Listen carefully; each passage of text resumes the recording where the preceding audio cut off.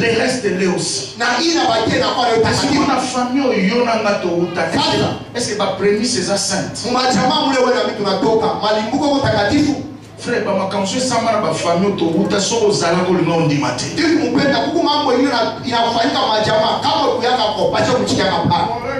Tu n'allais pas accepter. Tu verras une personne pour ses désirs égoïstes. Parce qu'on lui a peut-être proposé d'être chef coutumier ou avoir certains avantages de nuit. Et il dit, ah non, donnez-moi ça, prenez-les. Bon, monsieur, tu veux le trône? Tu veux la gloire? Bon, accepte que dans chaque génération de tes enfants, nous allons commencer à retirer 2 ou 3 personnes qui ne se marieront pas, soit qui n'auront pas des enfants, soit qui seront des vauriens dans la vie. Tu acceptes? Ah, donnez-moi ce que je cherche, prenez-le. C'est comme ça qu'on a été vendu. C'est ce qu'on verra toute la semaine. Sa voisin, tu as une famille ma paix. Tu as une église qui est sérieux. La profondeur. Amen. Et tu feras la gloire de Dieu. Amen. Merci. Les débuts ne seront pas faciles. Si tu persévères, tu auras la victoire. Mon frère, tous ceux qui réussissent dans la vie, ils ont un dénominateur commun. Ils n'abandonnent pas. Même le diable sait qu'il ne peut pas vaincre une personne qui n'abandonne pas. Même si c'est dur, continue à frapper. Quelqu'un a dit en français, lorsque les choses deviennent dures, le plus dur se révèle. C'est lorsque les soins qui toquent qu'on a vu, on attend la douleur. Ne pleure plus à cause de tes douleurs. Je pense que tu as une grande destinée. Arrête de pleurer. Arrête de te lamenter. Amen. Amen. Dis à ton voisin, courage. Alléluia. Ça va aller bientôt. Je dis amen à ta place. Amen. Il dit ce n'est pas toi qui portes les racines. C'est les racines qui te portent. Amen. Tu sais, l'arbre peut être courte, hein? Mais la racine peut traverser tout un quartier. C'est ici que je dis souvent, tobotamaka babede, tobotamaka ya sika, maintenant makila ya kala. Allô? Amen. Nous naissions de bébés, mais avec des sangs plus vieux que nous. Et tout commence par là. Dans le sang. Makilo yo est-ce que tu vas bala? Il est là. Makilo yo uta est-ce que tu vas sima mwa mbonga? Oui, qui ça tu vas toi ou pas de la papa da pesa. Oui, yo so musala. Makila yo bala oswa. Oui, ça tu toka. Est-ce que tu vas somba la mituka? Est-ce que tu vas somba la mapanga? Depuis yo somba est-ce que mbonga kotongeza? Tanga yuza pesa déplace bitumba ne bande. Tu vas pas l'inviter toi mona loboko mbelo bakolo Yesu. Kolo Yesu. Nakati ya makila nanga. Nakati ya makila. Nazopuka. Programmation nyonso. Ya Satana. Contre succès nanga. Lelo. Ekoya. Esila. Au nom de Jésus-Christ. Ce sont des prières qu'on va faire. C'est révoltant, frère. Comment ils continuent à vivre au Zoba et bateau au Yémité, au Salakate, dans le Salama Makamnabam. Je ne répéterai pas l'histoire négative de Dieu. Je dis ceci.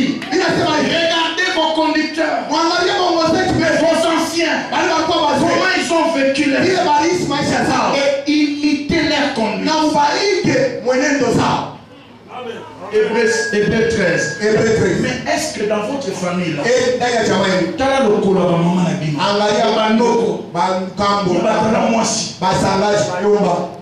le je ne répéterai pas l'histoire négative de ma famille. 5 raisons. Là, je donne une de 3. Première raison, la vie est faite des choix et des décisions. Amen. Première raison pour laquelle je ne répéterai pas l'histoire négative de ma famille. La vie est faite des choix et des décisions. Et j'ai compris cela. Et le Seigneur me dit, dans Deutéronome 30, il dit ceci, au verset 18-19, il dit, je mets devant toi la bénédiction et la malédiction, la vie et la mort. Choisis la vie, choisis la bénédiction. Écoutez la suite. Afin que tu vives, toi et les enfants de tes enfants. Donc, je suis maintenant la conséquence des choix et des décisions de mes parents. Mais dans ma génération, après cet enseignement, je comprends que j'ai un choix à faire. Je n'ai pas choisi ma famille. Je n'ai pas choisi mes origines. Mais je peux choisir comment finir la course de ma vie sur la terre. Alors, nous ne choisissons pas les moyens de départ. Et tu peux choisir. Tu peux te décider. Tu dis, je viens de là.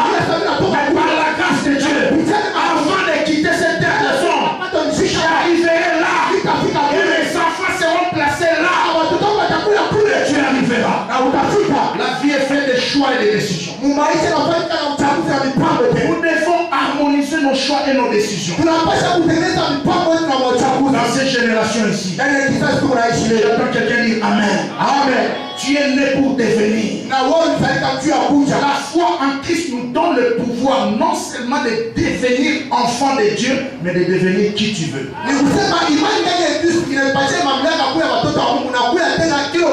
C'est possible d'être chrétien et être ingénieur. C'est possible d'être chrétien et être médecin. C'est possible de parler en langue et d'être patron d'une entreprise.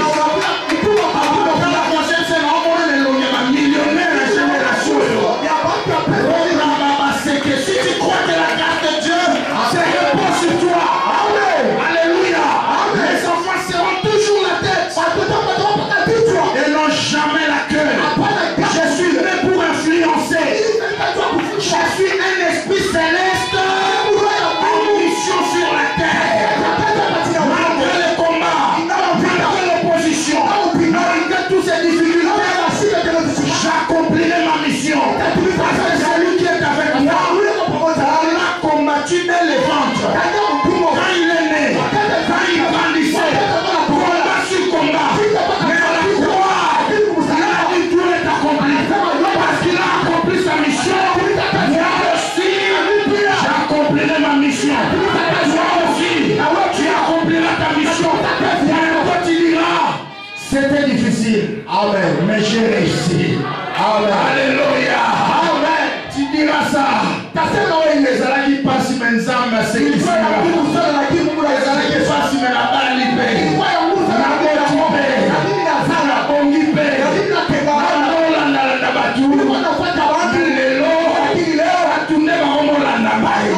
je suis en train de voir Dieu inverser les choses. Je dis Amen pour ça. Deuxième raison, mes pères n'ont pas connu le Dieu que moi j'ai connu. Amen, amen. Voilà pourquoi je ne répéterai pas l'histoire négative de ma famille. Mes pères n'ont pas connu Jésus comme moi. Ils n'ont jamais servi Jésus comme moi. Ils n'ont jamais connu les vrais dieux comme moi. Or, il y a un principe en mathématiques qui dit si les données sont les mêmes, les résultats seront les mêmes. Les données 1 plus 1. Résultat 2. Mais si je change les données, 1 plus 2, ça ne va pas donner les mêmes résultats. Voilà pourquoi je ne répéterai pas l'histoire négative de ma famille. Parce que les données de mes parents, ce n'est pas ce que moi j'applique. Moi j'ai ajouté Jésus. Jésus-Christ est réellement vivant.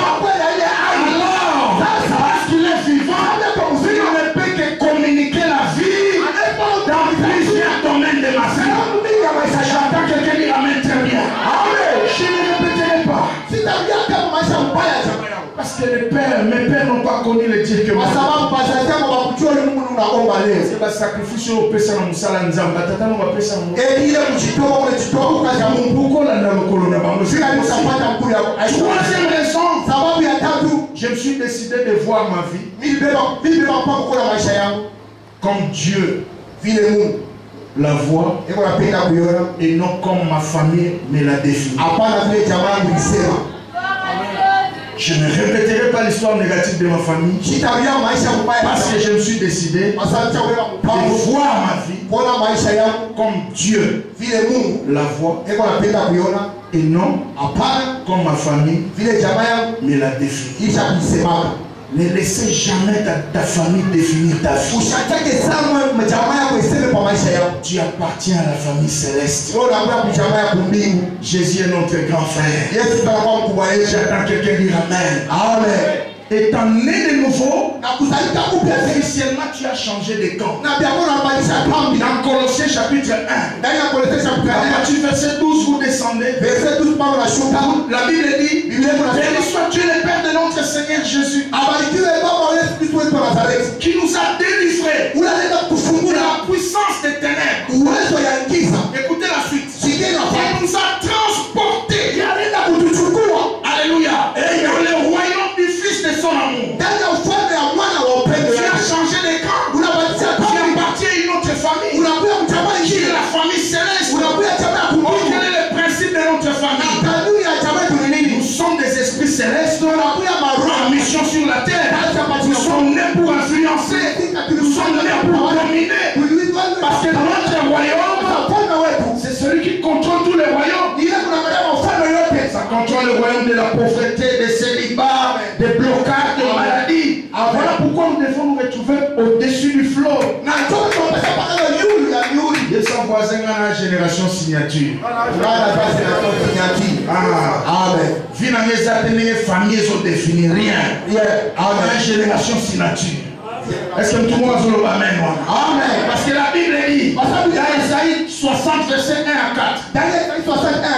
La Bible dit, je vois les ténèbres couvrir la terre. Les ténèbres couvrir la terre. C'est la suite.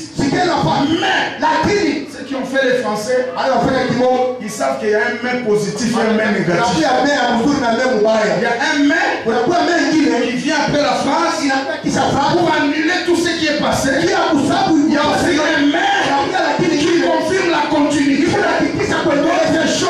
Mais ici on parle d'un mais qui distingue. Un mais qui te met à côté. Je vois les ténèbres couvrir la terre. Mais sur toi, la gloire de l'éternel céleste. Alléluia.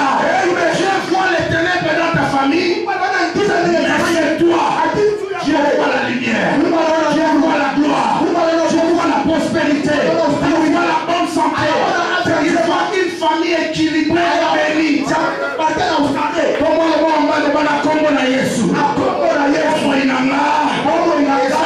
Famille lobate. Eza omekila famille lobate. Eza nzamba loba. Nzamba loba likolo na nga. Kembo na ezali. Lumière na ezali. Bikole kotambola sima na nga. Au nom de Jésus, c'est merveilleux. Acclamez le Seigneur. Quatrième raison avant de lire.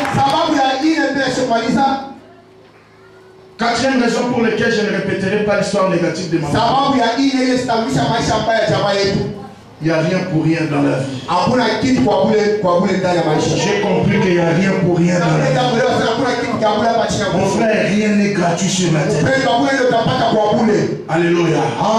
Tout est le fruit des sacrifices de quelqu'un. Ce que nous voyons ici, c'est le fruit du sacrifice de quelqu'un. Il n'y a rien pour rien sur la terre. Je t'avais dit, si tu vois quelqu'un réussir dans ce qu'il fait, c'est qu'il a obéi à un principe. Et il a des autels de sacrifices qui m'a fait prospérer. Et si tu vois une personne échouer dans tout ce qu'il fait, qu'il a négligé un principe. Nikusema alienda kubeba kanuni fulani ndani ya Chacun quelqu'un dit amen. Amen. Il n'y a rien pour rien sur la terre. Hakuna kitu cha bure hapa chini ya udongo. Un jour, j'ai lu un document qui m'a révolté. Siku moja ninasoma document moja On a dit que 80% des millionnaires américains sont de la première génération. Asema 80% ya bamilionnaires banakuwa mu première génération. Ça veut dire quoi? Ils sont nés, ils n'ont rien trouvé. Ils se sont décidés de travailler dur pour devenir ce qu'ils sont devenus. Or, la Bible me dit rien n'est impossible à Dieu. Tout est possible à celui qui croit. J'attends quelqu'un dire amen. Tu es né d'une famille pourrie, mais tu n'es pas obligé de mourir là. J'attends quelqu'un dire amen. Ruth est née d'une famille pourrie, maudite. Et il a commencé son mariage avec un homme qui se nommait Maclon. Le mot hébreu qui est derrière Maclon, c'est faible, maladif. Ok? Yes. Mais il a terminé la course de sa vie avec l'homme le plus riche qui s'appelait Boaz. J'ai dit à quelqu'un, n'aie pas peur de tes origines. Avec Jésus, il faut qu'on ma place au Canada.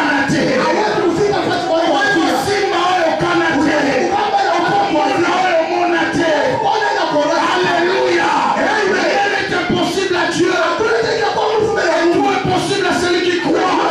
Pendant ces 2 semaines, augmente ta foi. Mets ta foi en action. Tu arriveras. Je te donne rendez-vous au sommet.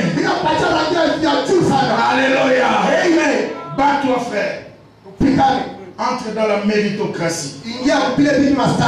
Travaille dur dans les domaines que tu sais faire.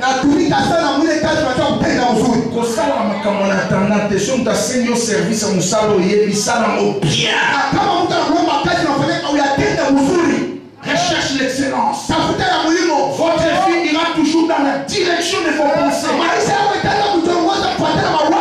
Et la Bible dit que ce qui est pur, ce qui est digne d'approbation, sont l'objet de vos pensées.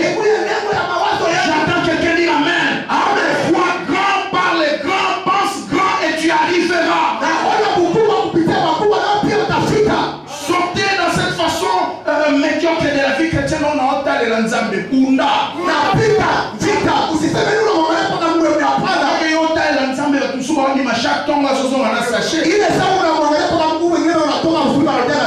Ce que tu attends, t'attends. Amen. Pas-toi. Que ta sacrifice monte jusque dans le trône. 5e raison. Je suis de la génération Jésus. Ça c'est la 5e raison. Pour laquelle je ne répéterai pas. Je suis de la génération Jésus. Il y a un principe qui dit en physique. Lorsque 2 éléments s'ensemble, le plus fort domine le plus fort. Quand je me connecte à Jésus, avec mes malédictions, avec mon histoire négative, Jésus m'a fait. C'est ce qui s'est passé avec la femme de perte de sang. La loi de Moïse disait, si quelqu'un est atteint de cette maladie, lorsqu'il entre en contact avec des gens, il va communiquer la malédiction. Mais cette fois-là, au lieu qu'elle communique la malédiction à Jésus, c'est du Jésus qui a dominé, qui a englouti toutes ces malédictions et sa maladie.